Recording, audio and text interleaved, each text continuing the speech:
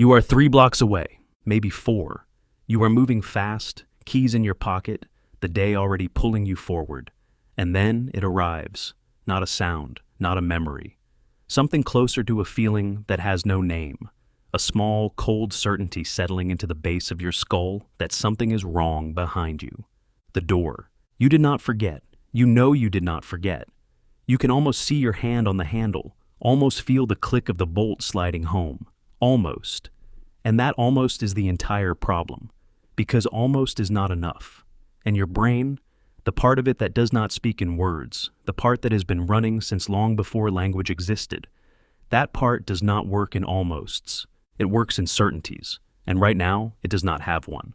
So you turn around. This is not a quirk. This is not a personality flaw. This is not anxiety in the way most people use that word. Loosely, casually, like it explains something. What is happening in your brain when you turn around to check a lock you know is locked is one of the most precisely documented and least understood phenomena in all of cognitive neuroscience. And the moment you understand the actual mechanism, you will never think of it the same way again. Here is what makes it strange. The checking does not help. You know this already. You have stood in front of the door, tested the handle, watched it hold, felt the locked resistance under your palm, and walked away with exactly the same feeling you had before you checked. The certainty does not arrive. The loop does not close. You make it to the elevator, and by the time the doors open, the question is already forming again. Did I lock it? It is not a question. It does not end with a question mark inside your head. It arrives as a statement that has been corrupted, something that should be settled and is not, something your mind reaches for and cannot find. And here is what neuroscience now knows about why. The mechanism behind this has nothing to do with the door. It has nothing to do with locks or danger or any rational calculation about home security. It lives inside a process called action-based encoding, a specific and deeply embedded system in the human brain that determines how routine physical actions are stored, or, more precisely, how they are not stored. When you perform a habitual action, something you have done hundreds of times, the same way in the same sequence, your brain does not record it the way it records something new. It does not file it as an episodic memory. It does not timestamp it. It does not create the kind of clear, retrievable, consciously accessible record that would allow you to call it back up 3 blocks later and say, yes, I did that, I remember it, I am certain. Instead, it routes it through the basal ganglia.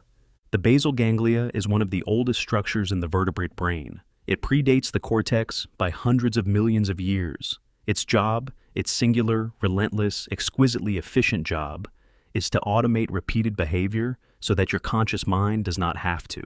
It is the reason you can drive a familiar route and arrive with almost no memory of the journey. It is the reason you can brush your teeth while reading something on your phone. It is the reason that locking your front door after the first 100 times becomes invisible. Invisible. That is the exact word. The basal ganglia strips conscious attention away from habitual actions because conscious attention is expensive. Your brain is running on roughly 20 watts of power. Every conscious thought costs something. So the basal ganglia makes a deal. Give me the routine, I will handle it. You focus on something that actually needs you. The problem is what this deal costs. When the basal ganglia handles an action, it does not generate the kind of memory trace that conscious recall can verify. The action happens. It happens correctly. The hand moves, the key turns, the bolt slides, the door is locked. All of that occurs exactly as it should. But the record it leaves behind is not stored where you can find it. It is not retrievable on demand. It exists as pattern completion, not as episodic fact. So when you are 3 blocks away and something asks your conscious mind, did you lock the door? Your conscious mind reaches into its filing system and finds nothing. Not a corrupted file, not a partial memory, nothing. A gap where a memory should be. And your brain interprets a gap the same way it interprets every absence of certainty, as risk. Here is the moment where this gets personal. Think about the last time this happened to you. Not necessarily with a lock, maybe with a stove, maybe with a hair straightener, maybe with an email you were certain you sent and then suddenly were not. That moment of reaching for a memory and finding only absence. That moment is not a malfunction. That is your brain working exactly as designed. The basal ganglia did its job perfectly. The conscious mind is simply not equipped to audit what the basal ganglia handles. These are two separate systems that do not share records. You are not forgetful. You are not anxious in any pathological sense. You are a human being with a brain architecture that is approximately 200,000 years old. Trying to apply it to a modern problem, it was never designed to solve. Because for most of human history, the actions that mattered, the ones worth double-checking, were not habitual. They were novel, dangerous, unpredictable. The basal ganglia evolved in a world where routine actions were genuinely low stakes, and new situations were the ones that could kill you. A locked door is a modern invention. The anxiety of an unlocked door is ancient, and they do not fit together cleanly inside a brain that did not evolve for either. Now here is where the research becomes genuinely unsettling. A 2012 study led by cognitive psychologist Celia Gillan at University College London examined what happens in the brain during checking behavior. The specific neural activity that drives a person back to verify something they have already done.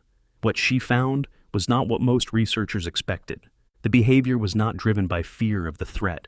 It was driven by something far more fundamental, an inability to generate what researchers call a feeling of knowing, a subjective sense of completion, the cognitive signal that tells your brain, this action is done, you can move forward, the loop is closed. In people who check repeatedly, that signal does not fire cleanly. The action completes. The memory fails to register in a way that generates certainty. And the brain, unable to close the loop through recall, tries to close it through repetition, do it again, check again. Maybe this time the certainty will arrive. It rarely does, because the problem was never the door. What Gillan's research pointed toward, and what subsequent work has built on, is that this is fundamentally a failure of cognitive closure. The brain has a drive toward completion that is as powerful as hunger. When an action cannot be confirmed as complete, it remains open. And open loops in the human brain are not passive. They are active. They pull attention. They generate urgency. They send you back across 3 blocks of city street to press your hand against a door handle. You already know will not move. There is a man, documented in a 2019 clinical case study published in the Journal of Obsessive-Compulsive and Related Disorders, who spent 47 minutes every morning checking the same 3 locks on his front door before he could leave for work. He was not afraid of being robbed. He told his clinician he did not particularly worry about intruders. What he described, with a precision that the researchers found remarkable, was the absence of a feeling. He was waiting for something to arrive in his mind, something he called the click, a subjective sense of completion that would allow him to leave. It never came from checking, but not checking made it impossible to function. 47 minutes, every morning, for 6 years. He was not irrational. He was not broken. He had a brain that had lost the ability to generate cognitive closure through normal channels, and had routed the entire weight of that need through the only mechanism available to it: physical verification, repeated action, the attempt to manufacture certainty through repetition when the internal signal had gone silent. The tragedy, and it is a tragedy, is that repetition makes it worse. Every time you go back to check, you are reinforcing the neural pathway that says checking is how certainty is obtained. You are training your brain to distrust its own basal ganglia. You are widening the gap between action and confirmation. The more you check, the less the internal signal means. The less the internal signal means, the more you need to check. The loop does not close. It feeds itself. This is the architecture of it, not a disease, not a disorder in the way most people imagine disorder. Something foreign, something imposed, something that arrived uninvited from outside. This is the brain's own systems in conflict with each other. The automation system doing its job too well. The conscious verification system finding nothing to verify. The completion drive generating urgency from absence. 3 perfectly functional systems producing something that feels, from the inside, like a small and private madness. And what neuroscience cannot yet fully answer, what remains genuinely open, genuinely unresolved, is why the feeling of knowing fails in the first place. Why does the cognitive closure signal fire cleanly for some people and not others? Why does it work for some actions and not for the specific category of habitual safety behaviors? Why can you remember without doubt that you turned off the television but not the stove?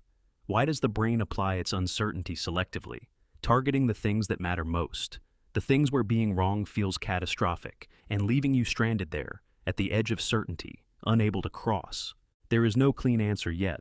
What there is instead is a finding from a 2021 neuroimaging study out of Cambridge that may be the closest science has come to locating the problem. Researchers identified a specific disruption in the communication between the orbitofrontal cortex, the region responsible for evaluating whether a goal has been achieved, and the dorsal striatum, which signals habit completion.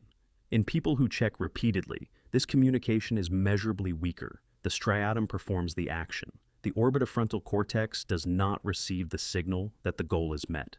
And so, it keeps asking, is it done? Is it done? Is it done?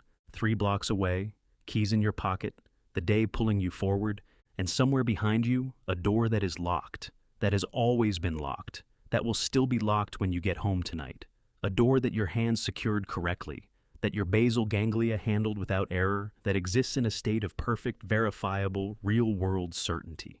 That your brain will never fully believe, not because something is wrong with you, because something is working exactly as it was built to, in a brain that was never given the tools to trust its own silence. And that is not a flaw you can fix by going back. That is the design.